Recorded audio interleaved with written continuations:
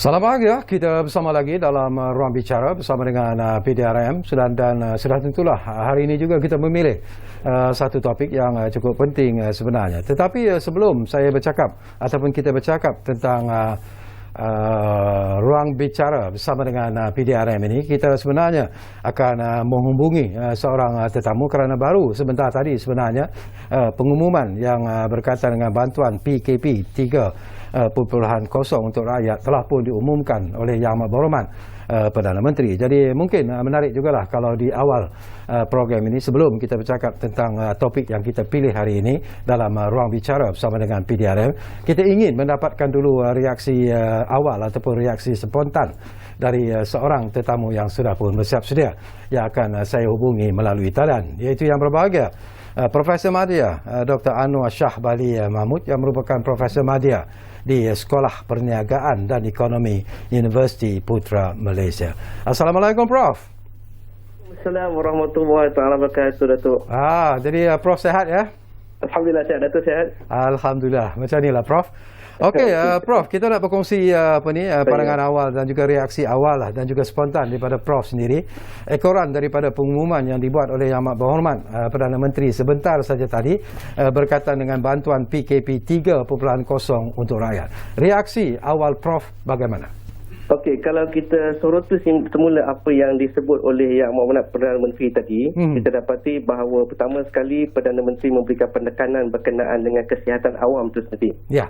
So, itu dia perkara pertama yang beliau tekankan di situ, dengan tambahan RM1 bilion untuk menyokong kapasiti kesihatan awam dan memperkukuhkan kesihatan awam itu sendiri. Betul. Termasuk dari segi inisiatif-inisiatif lain seperti perbelanjaan COVID-19, mempercepatkan vaksin dan sebagainya. Ya. Namun apa yang ditunggu-tunggu oleh rakyat Malaysia adalah telah dijawab oleh Yang Amat Berhormat Perdana Menteri, iaitu dengan moratorium yang diberikan secara automatik kepada B40 dan juga rakyat yang terjejas, iaitu secara automatik selama 3 bulan.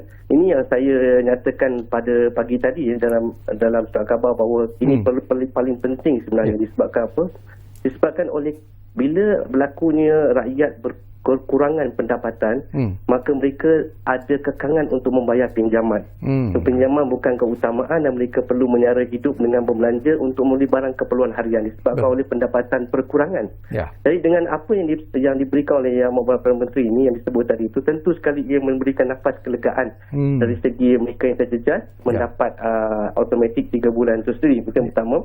Yang keduanya, kita dapati bahawa dalam masa yang sama juga kerajaan juga memperuntukkan bantuan tunai itu sendiri, iaitu melalui program ataupun prihatin rakyat BPR, iaitu tambahan RM500 kepada isi rumah antara pendapatan RM2,500 ke RM5,000, dan juga tambahan RM300 bagi mereka yang RM2,500 ke RM5,000, yang bawah RM5,000 RM500, yang RM1,500 ke RM5,000 RM300, betul, dan juga yang bujang tambahan RM100. So ini adalah satu langkah yang diambil disebabkan oleh bila mereka mempunyai pendapatan berkurangan, rakyat memerlukan wang untuk berbelanja. So ini inisiatif yang saya nampak begitu baik sebenarnya, Datuk. Yang terakhir yang saya boleh kongsi di sini untuk soalan Datuk tu ialah berkaitan dengan subsidi upah tu, iaitu telah dilanjutkan selama 1 bulan. Namun saya mengharapkan agar kerajaan dapat melihat semula, pada pandangan saya 1 bulan ni berkemungkinan perlu ditambah, Datuk, sebab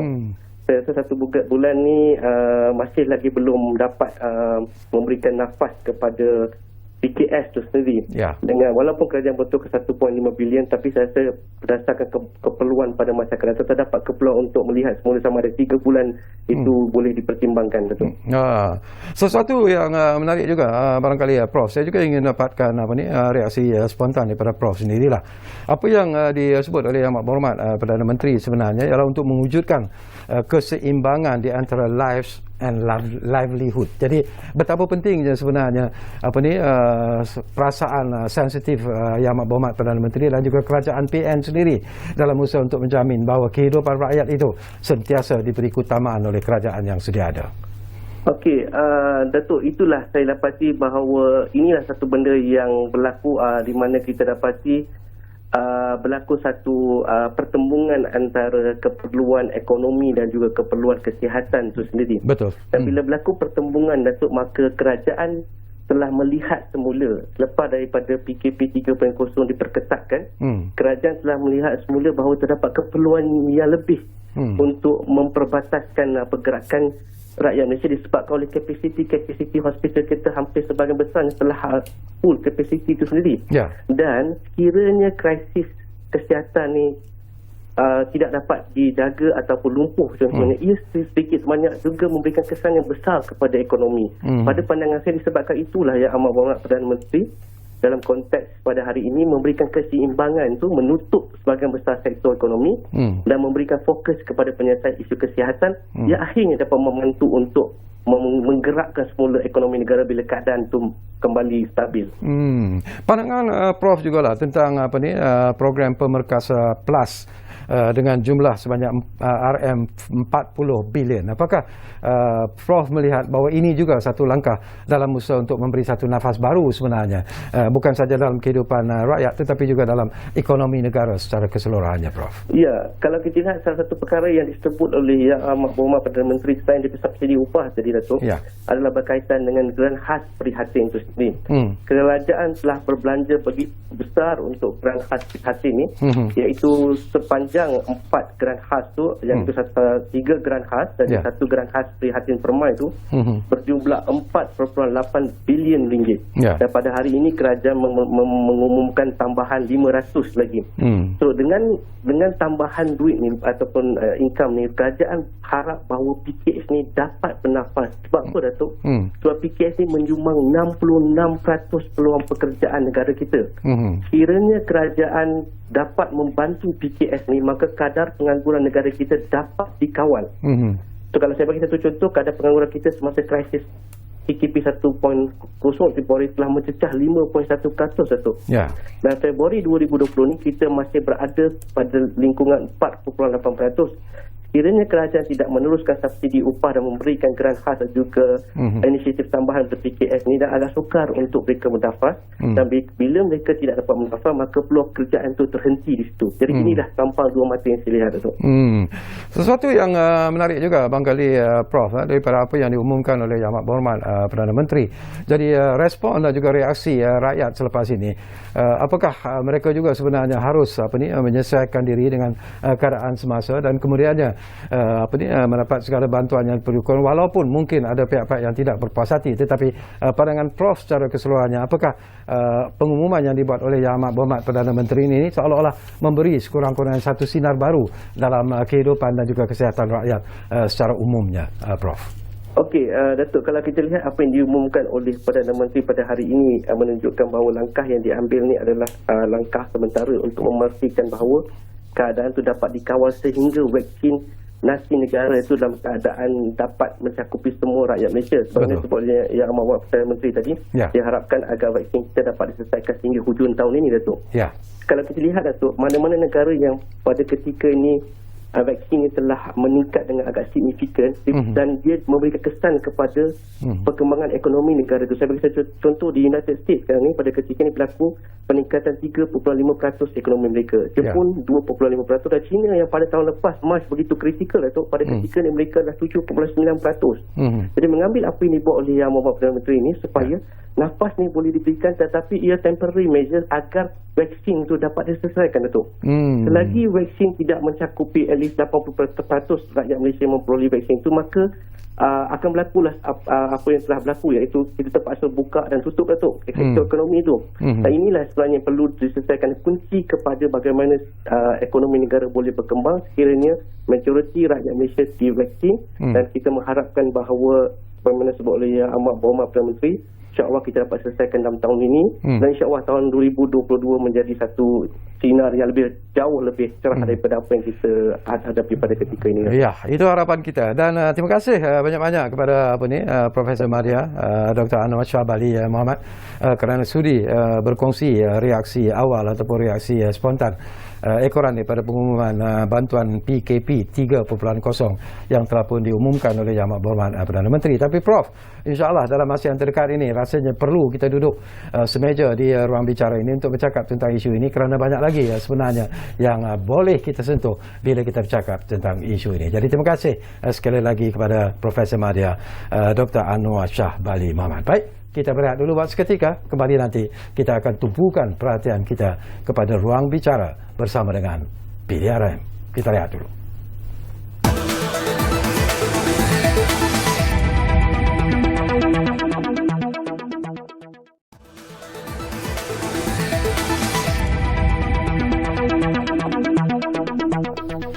Baiklah, kita bersama semula di ruang bicara bersama dengan PDRM, dan topik yang kita pilih hari ini di ruang bicara PDRM ialah total lockdown, penguatkuasaan pematuhan SOP.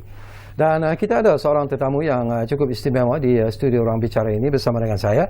Jadi kita ingin mengucapkan jutaan terima kasih dan juga selamat datang kepada yang berbahagia SAC MV Sri Kumar M. Nair, yang merupakan SAC, Gerakan Jabatan Keselamatan Dalam Negeri dan Ketenteraman Awam Polis Diraja Malaysia. Jadi Tuan, apa khabar? Terima kasih. Baik, Datuk. Terima kasih. Ini pertama kali Tuan bersama dengan kami di ruang bicara. Kali kedua rasanya.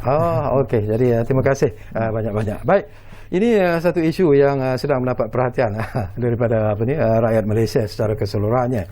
Kita bercakap tentang PKP 3.0 yang telah akan berkuat kuasa sebenarnya mulai esok. Jadi pertengahan malam ni pun akan bermula lockdown. Lockdown ataupun jadi bila kita bercakap tentang total lockdown ini tu mungkin ramai jugalah yang ingin mengetahui kekuatan anggota yang terlibat dan juga kawasan-kawasan hotspot yang mendapat perhatian daripada pihak PDRM. Baik, terima kasih.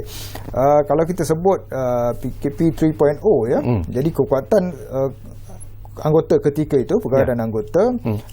Kita mula dengan sekatan jalan raya sebanyak 424 sekatan jalan raya, yang ni 3.0. Okey, 424. Tim pematuhan, iaitu tim yang memeriksa permis-permis dan sebagainya, 3,067. Dan kekuatan anggota polis yang terlibat ialah 13,669. Okey, masuk ke lockdown. Jadi sekatan jalan raya kita nampak peningkatan sebanyak 42.69%. Jadi sekatan jalan raya tambah jadi 605 sekatan jalan raya. Ini disebabkan larangan bergerak antara daerah juga berkuat kuasa kan. Dan seterusnya tim pematuhan juga nampak peningkatan hampir 10%, iaitu 3,369 tim yang melibatkan 14,044 pegawai dan anggota. Jadi keseluruhannya nampak meningkat untuk lockdown yang akan berlaku lah. Kalau kita bandingkan Tuan penguatkuasaan PKP total lockdown ini kali ini berbanding dengan PKP 1.0 dulu, apakah ada perbezaan yang ketara Tuan? Ya, saya rasa pasal yang dulu awal dulu total lockdown tu total lockdown. Jadi hanya segelintir atau beberapa industri saja dibenarkan untuk beroperasi. Kali ini kita nampak essential service, saya rasa 19 industri dibenarkan operasi. Maka itu pemantauan perlu lebih dan lebih teliti. Jadi penambahan pada anggota amat ketara lah kali ini. Okey, bila Tuan sebut tentang pemantauan yang lebih dan juga jauh lebih teliti, sebenarnya ada juga pandangan-pandangan yang dikeluarkan ataupun dimainkan dalam media sosial mengatakan kalau begitulah keadaannya, kenapa dikatakan ramai yang dapat terlepas daripada sekatan jalan raya misalnya. Ada juga kononnya berlaku penipuan permohonan rentas negeri semasa total lockdown ini. Okey, yang ini kalau boleh saya dengan izin berbahasa Inggeris, satu ungkapan. Good people do not need laws to tell them to act responsibly, while bad people will find a way around the laws. Jadi maksudnya ni, kalau kita bersikap baik, kita tidak perlu ada peraturan. Kalau orang kata hadkan pergerakan, maka kita akan hadkan pergerakan. Tapi kalau niat kita tidak baik, kita akan cari jalan-jalan untuk mengelak daripada peraturan-peraturan yang sedia ada. Jadi seperti yang kita tahu, mungkin dah keluar surat khabar ini, katanya 200,000 anggota warga yang terlepas dari kampung itu. Tapi kebanyakan ramailah yang kita di sekatan jalan raya dapati mempunyai alasan. Ketika itu ada 5 atau 6 alasan yang membolehkan. Contoh kematian, pasangan jarak jauh dan sebagainya, ya. Jadi mereka menggunakan alasan-alasan ini untuk mohon pergerakan dan diluluskan pergerakan yang ini. Jadi kalau mereka memperdayakan sistem, sebenarnya mereka memperdayakan diri sendiri lah. Sebab risiko wabak ni memang sentiasa ada. Pendirian PDRM sendiri ini mungkin dari pengalaman yang dialami oleh banyak ramai orang jugalah. Mereka ingin meminta kebenaran daripada pihak PDRM sama ada untuk merentas daerah ataupun merentas negeri atas sebab-sebab yang tertentulah yang memungkinkan mereka mendapat kelulusan itu. Tetapi mereka juga memberi pandangan bahawa kadang-kadang treatment ataupun layanan yang diterima daripada pihak PDRM itu agak keras dan sebagainya. Banyak sangat benda-benda yang diminta oleh pihak PDRM sebelum kelulusan itu diberi. Jadi apakah ini sebenarnya prosedur yang telah pun ditetapkan oleh PDRM sebenarnya, Tuan? Ya, sebenarnya sebelum kita Ketua Polis Balai meluluskan sesuatu permohonan, beliau perlu meneliti apakah sahihnya alasan yang diberi dan perkara ini juga terkandung dalam SOP. Misal kata kita ingin menziarah kematiannya, jadi bukti kematian itu perlu dikemukakan. Atau kalau sebarang kecemasan, apakah jenis kecemasan yang dipohon? Kadang-kadang benda itu bukan kecemasan pun. Jadi permohonan akan ditolak.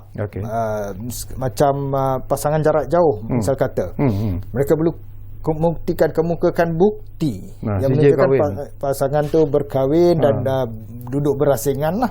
So itulah yang menjadi bukti kukuh asas lulusnya permohonan.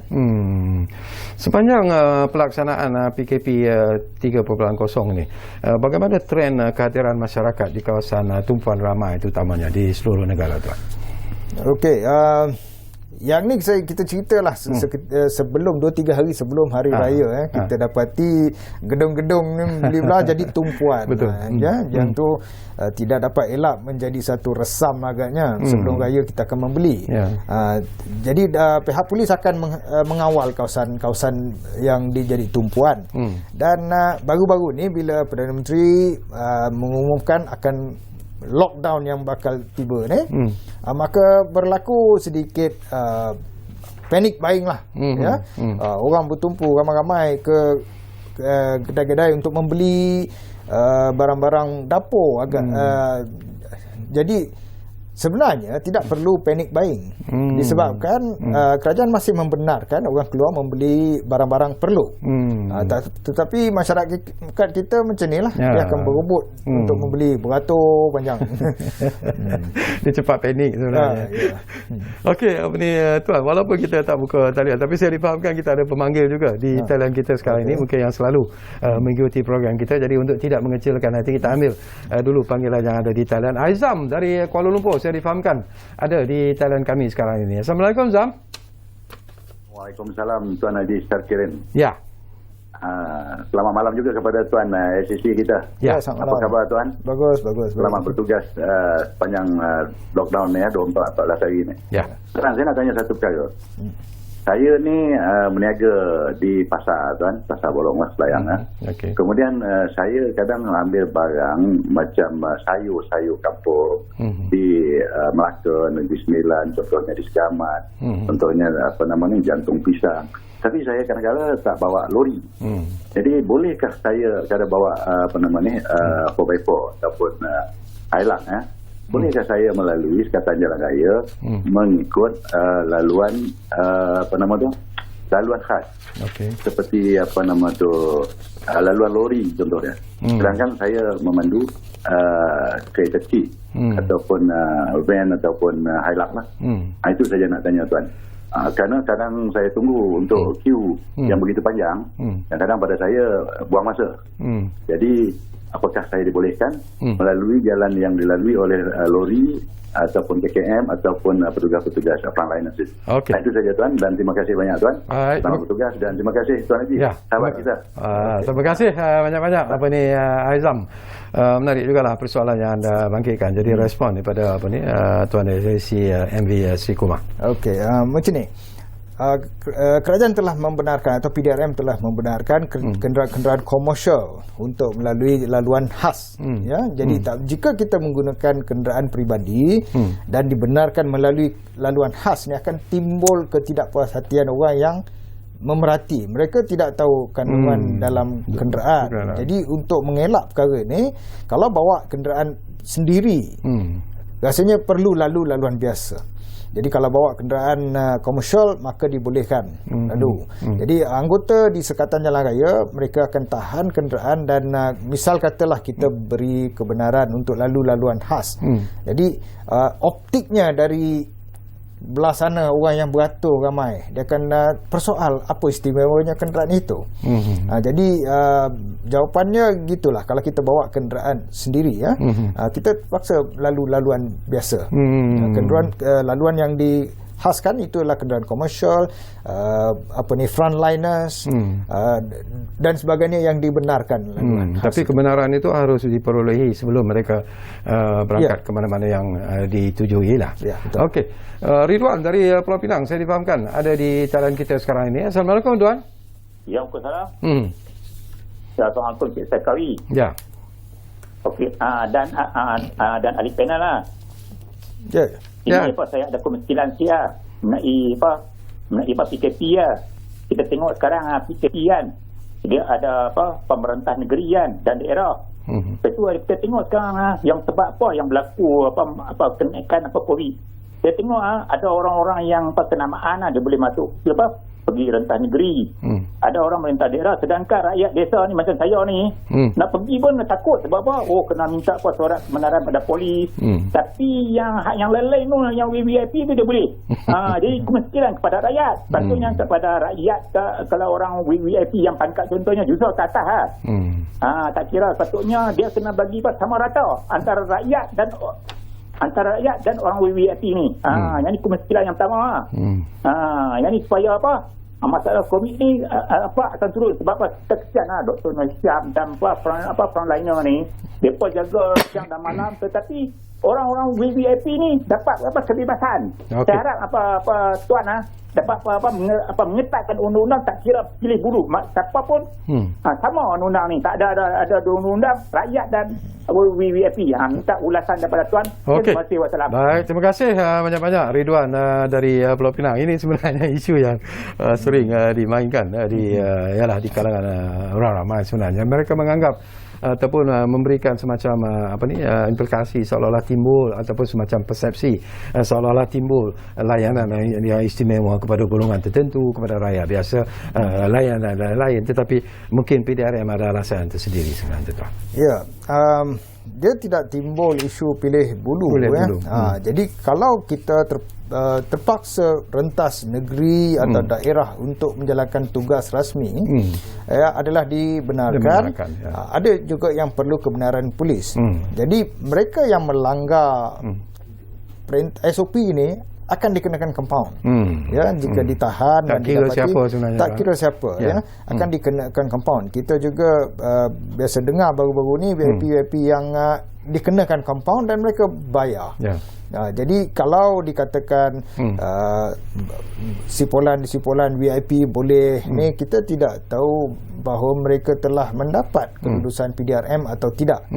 Cuma optik sebagaimana saya sebut tadi, sipolan ni dilihat berada di negeri ini, dan untuk tugas rasmi. Kalau macam ahli-ahli parlimen, dibenarkan. Sesuatu yang menarik juga nak dapat pandangan daripada tuan lah. Kadang-kadang kita selalu melalui sekatan jalan raya dan kita melihat bagaimana keadaan yang terpaksa dihadapi oleh pegawai-pegawai ataupun anggota-anggota TUDM yang bertugas, sama ada di bawah matahari yang terik, di bawah hujan lebat dan sebagainya. Tetapi yang menyedihkan, kadang-kadang bagi orang ramai, bagi pengguna jalan raya sendiri, mereka seolah-olah tidak berpuas hati dengan situasi tersebut, menghamburkan pelbagai kata-kata nista dan sebagainya, menghina anggota polis yang bertugas. Jadi apakah nasihat dan juga pandangan tuan dalam isu seperti ini, tuan? Apakah tidak terguris hati anggota-anggota PDRM yang bertugas itu, tuan? Ya, pertama sekali kami anggota Barisan Harapan juga manusia. Jadi anggota yang bertugas di luar sana kadang-kadang bertugas 8 jam. Ya, jadi dalam panas, dalam hujan sebagaimana Datuk sebut tadi. Dan kita menguatkuasakan undang-undang yang sedang berkuasa sekarang ni. Jadi kita minta anggota masyarakat ikut peraturan, ikut SOP. Dan jika anggota polis hendak memeriksa kenderaan mereka ke permit ke apa, beri kerjasama ya. Anggota polis manusia biasa kadang-kadang terguris. Tapi setakat sekarang ni anggota masih dapat menghadapi cabaran-cabaran inilah. Mereka juga membangkitkan tuan, tentang kompaun yang dikenakan. Mereka mengatakan bahawa kadang-kadang tunggu pada nasib lah.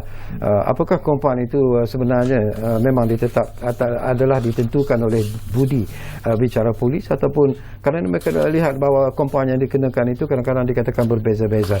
Orang ni sikit, orang ni kena kompaun yang agak tinggi dan sebagainya. Jadi dia begini ya, kompaun ni ada 3 level. Jadi kesalahan yang serius. Jadi kesalahan yang serius, compound dia tu maksimum. Jadi kesalahan serius maksudnya boleh menyebabkan jangkitan yang serius. Contoh kesalahan itu ialah berada di kelab malam. Contoh. Jadi misal kata ada jangkitan di situ, orang ramai-ramai, padat-padat, itu satu kesalahan yang serius. Yang keduanya ialah yang juga serius, ialah contoh kita keluar dari kawasan PKPD, kawasan perintah kawalan diperketatkan. Dia keluar tanpa kebenaran ataupun masuk tanpa kebenaran. Jadi ini boleh memudaratkan. Dan ketiganya yang paling ramai lah ni ialah macam contoh gagal memakai face mask, tidak scan apabila masuk kedai, begitu. Jadi kadar kompaunnya tu berbeza. Ini bukan budi bicara anggota polis yang bertugas. Jadi dia depend pada gravity kesalahan yang dilakukan, gitu. Tapi pada pandangan tuan sendirilah secara peribadi, tuan, apakah tuan melihat bahawa kesedaran rakyat Malaysia mematuhi SOP yang telah pun ditetapkan itu, apakah ianya masih lagi ada pada kadar ataupun tahap yang tidak begitu memuaskan, ataupun sekurang-kurangnya sekarang ini ianya lebih baik berbanding dengan ketika kita mula-mula memperkenalkan apa yang disebut sebagai total lockdown tu, tuan? Ya, sekarang jauh lebih baik. Lebih baik. Kita tengok rata-rata semua orang memakai face mask dan scan, penjarakan sosial tu ada. Cuma apabila macam kita sebut tadi dekat nak lockdown, beramai-ramai pergi membeli, yang tu masih berlaku lah. Antara cabaran dan juga kekangan yang dihadapi oleh pihak PDRM sendiri, tuan, bila berhadapan dengan masyarakat ataupun mereka yang degil dan sebagainya, mereka yang tidak mahu mematuhi SOP dan sebagainya. Jadi bagaimana PDRM menghadapi situasi ini, tuan? Ya, ini lebih pada situation on the ground, ya. Kadang-kadang kita berjumpalah dengan mereka yang enggan kerjasama. Tapi latihan yang anggota PDRM ada pada diri mereka membolehkan mereka masih mengawal dan menangani keadaan. Kalau kita lihat keadaan yang berlaku baru-baru ini, mereka merasakan bahawa seolah-olah begitu ramai sebenarnya yang dapat memperdayakan pihak PDRM sendiri. Sebab itu semasa kita lihat sambutan yang baru-baru ini pun, apabila pengumuman dibuat untuk total lockdown ini, dikatakan begitu banyak sekali kereta-kereta yang berada di lebuh raya dan sebagainya. Jadi bagaimana PDRM menilai sebenarnya apa yang berlaku sebenarnya, tuan? Ini yang saya sebut tadi. Mereka menggunakan 6 alasan yang saya kata yang membolehkan permohonan itu diluluskan. Jadi mereka memohon mengatakan ada kecemasan perubatan di kampung. Jadi nak pergi lawat. Jadi dia akan berguna yang itu dan mereka akan dapatkan bukti-bukti dari mana-mana mengatakan ada sipulan dan sipulan saudara mereka yang sakit. Jadi bila hantar ke OCS, Ketua Polis Balai, maka kelulusan akan diperolehi. Dan berjalan satu keluarga balik. Jadi ini pengalaman saya sendiri masa saya hari raya pertama saya berada di Sekatan Jalan Raya Gombak situ. Jadi saya berhati sendiri perkara ini berlaku lah. Jadi tidak ada kemampuan kita di Sekatan Jalan Raya untuk memastikan sama ada emergency itu ataupun individu yang dikatakan sakit itu betul-betul sakit. Jadi kelulusan diperolehi berdasarkan bukti yang dikemukakan. Jadi mereka mungkin bukan semua segelintir lah menggunakan alasan begini untuk bergerak. Tentang pengeluaran surat-surat daripada majikan misalnya tuan, bagaimana pihak PDRM boleh menjamin bahawa surat yang dikeluarkan itu adalah merupakan satu surat yang genuine ataupun yang betul-betul daripada syarikat di mana seseorang itu bekerja tuan. Okey, contoh kalau misal katalah surat dari MITI surat dari MITI di sebelah bucu sebelah kiri saya rasa atau kanan ada QR code. Jadi kita pakai handphone kita boleh scan kod itu dan mereka akan apabila scan akan minta satu code number. So, pihak polis ada code number tu. Bila kita tekan code number tu, kita akan dapat tahu sama ada surat tu betul tally dengan pemegang surat itulah. Begitu. Dari segi perbezaan, ada tak perbezaan untuk lockdown kali ini, total lockdown kali ini tuan, dari segi pengeluaran surat-surat daripada pihak majikan? Apakah pihak PDRM mungkin inginkan sesuatu yang lebih genuine, sesuatu yang lebih yang lebih sah sebenarnya?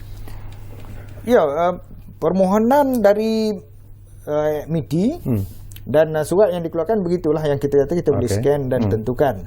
Jadi saya rasa kali ini lebih terkawal. Tapi untuk syarikat pun mereka mesti mendapat kelulusan ataupun surat itu mesti datang pada MITI sahaja. Because kali ini 19 industri yang dibenarkan beroperasi. Okey, masih juga timbul tentang tuduhan lah. Ada yang mengatakan bahawa in terms of implementation atau penguatkuasaan itu, SOP itu, dia orang kata ada double standard dan sebagainya. Mungkin dia kata ada golongan kayangan yang mungkin diberi kelonggaran tetapi rakyat biasa menjadi mangsa dan sebagainya. Komen tuan? Saya rasa tidak ini persepsi persepsi. Jadi PDRM tidak melihat kayangan atau marhain. Jadi permohonan kalau didapati ada mengemukakan dokumen-dokumen bukti kenapa pergerakan itu perlu dibuat, maka akan diluluskan. Jika tidak akan diluluskan. Tapi macam mana boleh timbul persepsi seperti ini sebenarnya tuan? Ini pada netizen kita tidak dapat mengagak diorang punya emosi dan apa saja yang mereka rasa nak tulis dia akan tulis dalam media sosial ni Dan ini pun tentang Sekatan Jalan Raya jugalah. Mereka ada yang marah, mereka mengatakan bahawa kadang-kadang Sekatan Jalan Raya itu menimbulkan masalah kepada mereka dan sebagainya. Jadi mengakibatkan berlakunya traffic jam dan sebagainya yang begitu panjang, terpaksa menunggu berjam-jam sampai setengah jam, 1 jam dan sebagainya. Tapi kenapa ini perlu dilakukan tuan? Okey, nama dia pun Sekatan Jalan Raya Sekatan Jalan Raya dilakukan supaya kita dapat memeriksa dan menyekat orang dari menyeberang negeri atau daerah tanpa alasan yang kukuh. Jadi bila kita tahan sesebuah kereta, terpaksa kita meneliti dokumen tu, apakah sah dokumen itu. Dalam pemeriksaan kita dapati ada juga orang yang memalsukan dokumen. Jadi kalau kita tidak teliti, maka akan ramai terlepas. Kalau bila kita teliti, akan berlaku traffic jam yang panjang. Ini juga satu deterrent. Kalau tahu roadblock ada pemeriksaan so masyarakat yang perlu bergerak, perlu bersabar dan tunjukkan bukti dan mengharungi traffic jam yang ada. Okey, kita akan sambung lagi Tuan, tapi seperti biasalah kita akan berehat dulu buat seketika dan anda jangan ke mana-mana. Kita kembali semula sebentar saja lagi ruang bicara bersama dengan PDRM ini. Kita bercakap tentang isu yang cukup penting sebenarnya, iaitu total lockdown, penguatkuasaan pematuhan SOP. Dan yang menariknya, walaupun kita tidak umumkan bahawa talian kita akan dibuka, tetapi sudah ada pemanggil-pemanggil yang sudah pun memanggil kita di ruang bicara ini. Jadi mungkin ada baiknya lah kalau anda juga ingin berkongsi pandangan dan juga pendapat atau bertanya apa saja berkaitan dengan isu ini. Jadi saya umumkanlah dua talian yang boleh anda gunakan, 0326 97 9767 dan juga 0326 97 9768. Kita lihat dulu.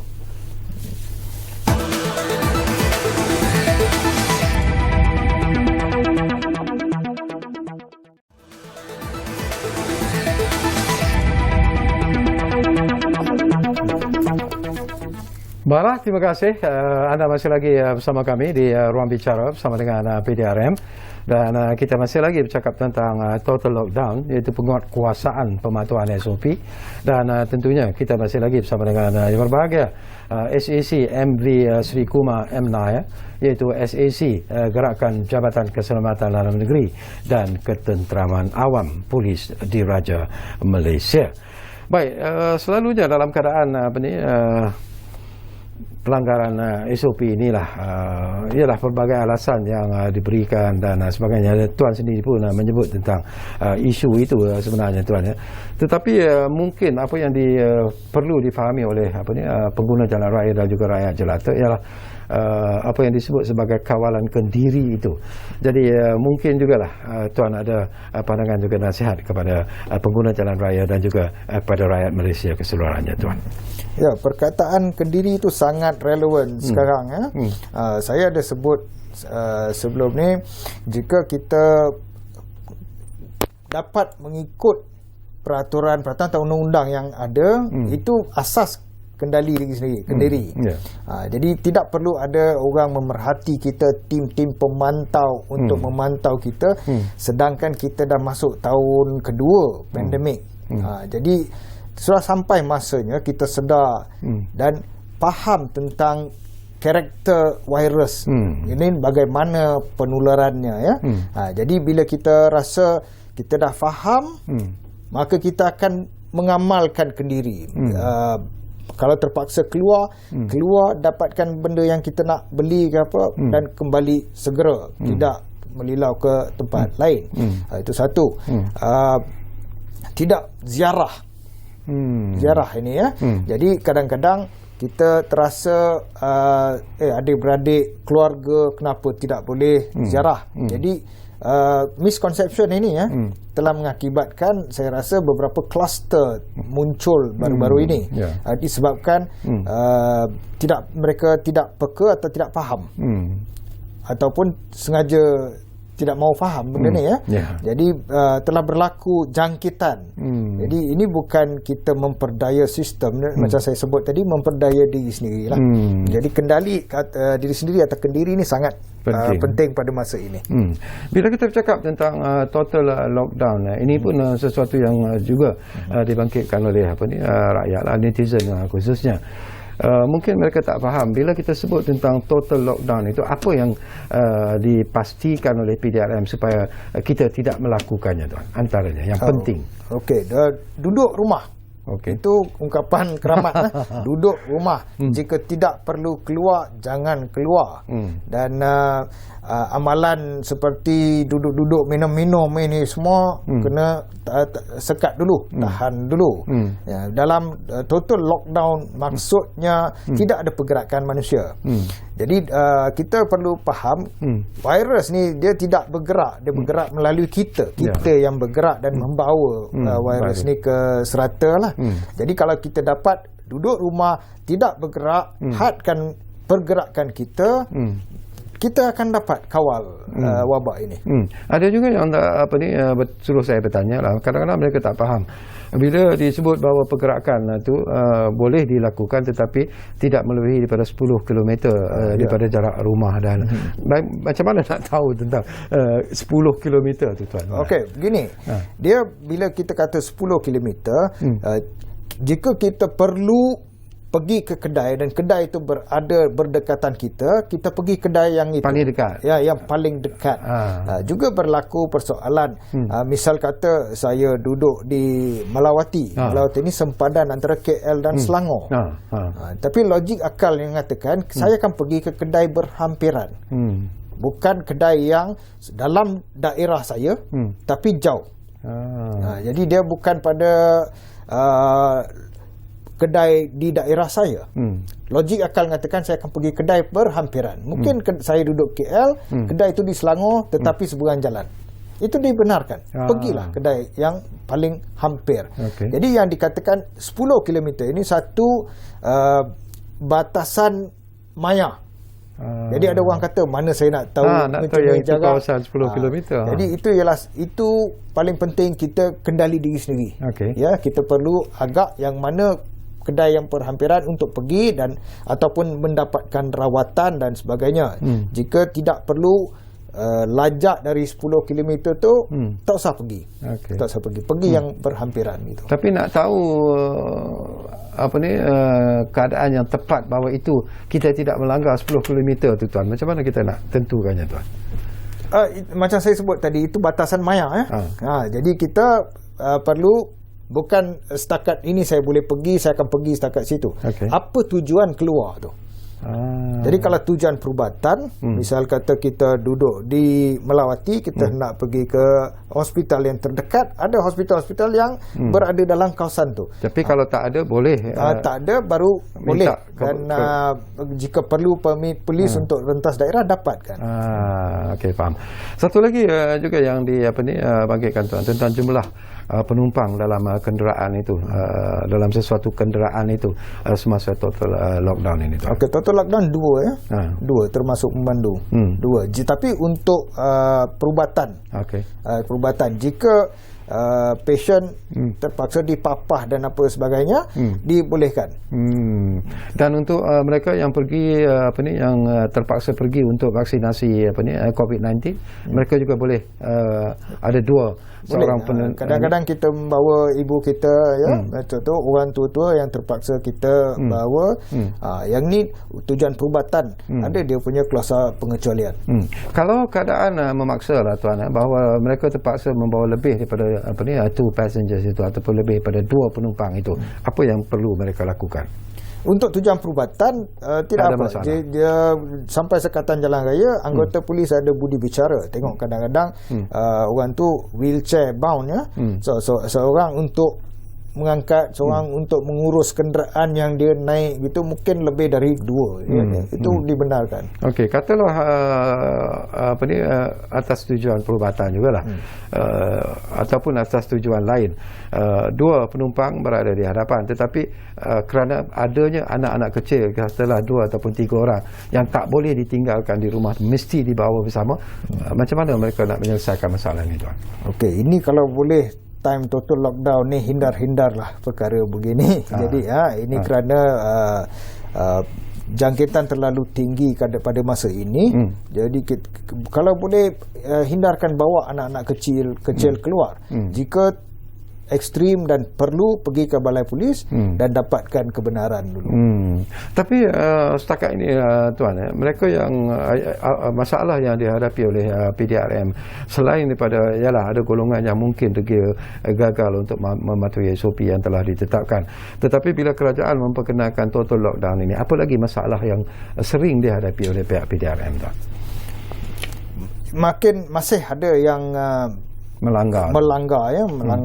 Contoh misal katalah kerajaan telah membenarkan aktiviti fizikal secara individu.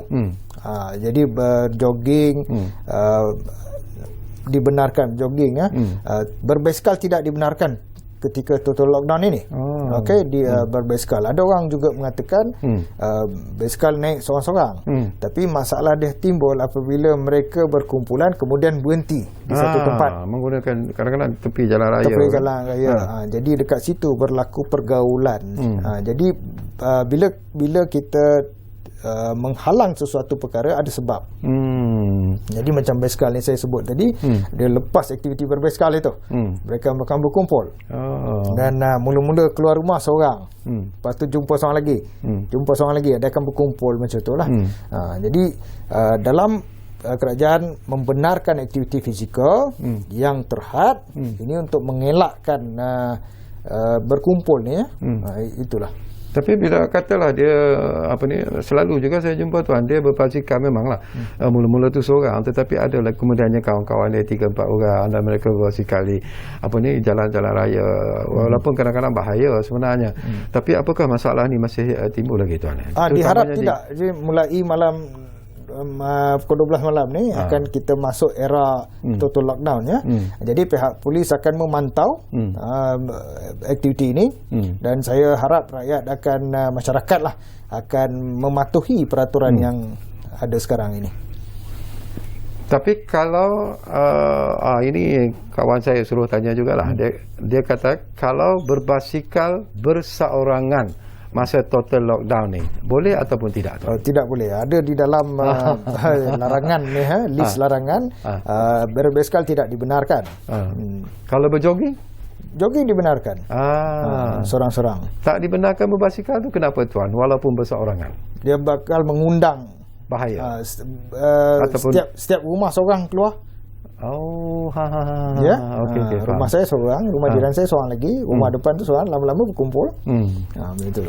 Apakah secara peribadi juga tuan melihat bahawa apabila kerajaan melonggarkan PKP pada satu ketika lah, apakah tuan melihat bahawa kita seolah-olah lupa sebenarnya tentang bahaya COVID-19, kita seolah-olah leka dan tidak lagi mengambil berat. Jadi itu yang memaksa kerajaan melakukan apa yang disebut sebagai total lockdown agaknya tuan. Ya, ketika itu mungkin ramailah antara kita masih tidak faham akan virus ni.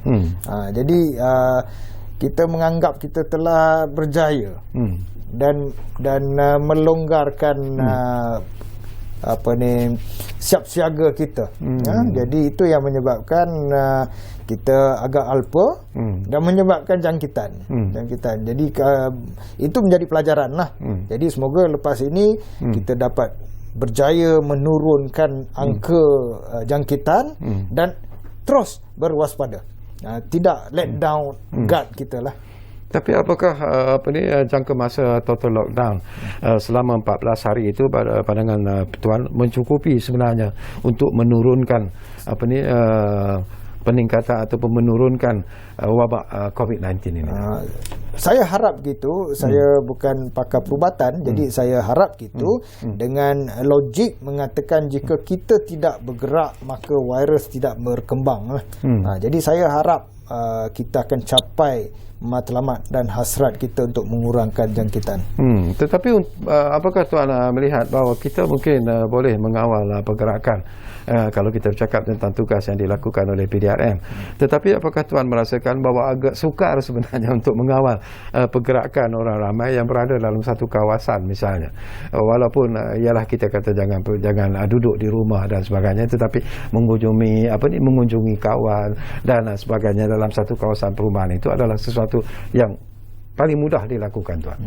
Saya percaya masyarakat dah mula sedar ya. Dan kadar patuhan sudah meningkat. Jadi saya percaya masyarakat akan duduk rumah dan tidak mengunjung pada masa sekarang ni.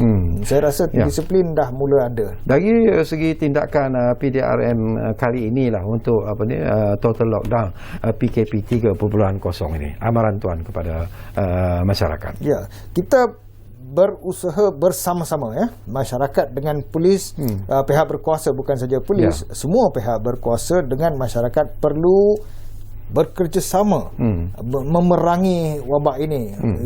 Saya sering ulang, negara kita tanggungjawab kita. Ya, jadi kita terpaksa bekerjasama mengawal diri dan bertahan, orang kata bertahan, ya, supaya kita dapat menewaskan wabak ini. Dan tanpa kerjasama semua orang, tidak kira lapisan masyarakat, semua mesti kerjasama supaya dapat kita menewaskan wabak ini.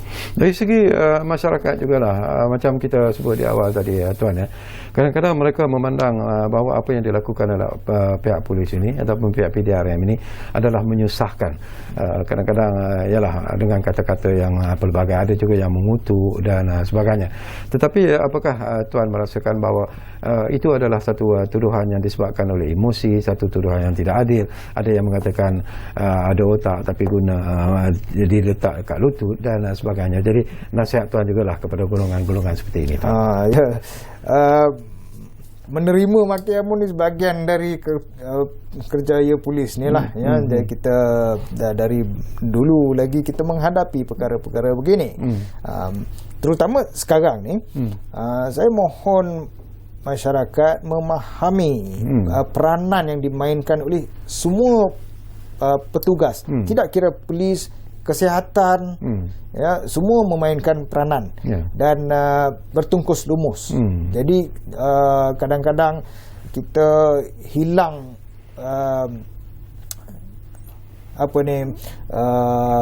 manners kita, manners kita dalam menghadapi perkara beginilah. Dalam saya sebut benda ni, saya ingin mengingatkan masyarakat, rukun negara kita, yang nampak gaya macam makin dicabar, ya. Terutama yang kedua, kesetiaan kepada raja dan negara, dan yang kelima, tata susila kita ni dah mula macam nipis, bukan semua, ada yang menulis dalam Facebook macam-macam dan sebagainya. Okey, kita ada lebih kurang 2 minit saja lagi, Tuan. Jadi saya beri peluang kepada Tuan untuk menyampaikan apa saja pesanan dan juga seruan Tuan kepada rakyat Malaysia dalam kita melicinkan perjalanan PKP 3.0 total lockdown ini, Tuan. Silakan. Okey, saya menyeru masyarakat supaya bersama-sama dengan kita, barisan hadapan. Jadi bersama-sama kita untuk mengekang penularan wabak ini. Kita boleh dengan usaha semua. Dan lockdown yang mula malam ini, ya, kita tabah menghadapinya. Saya percaya kita boleh.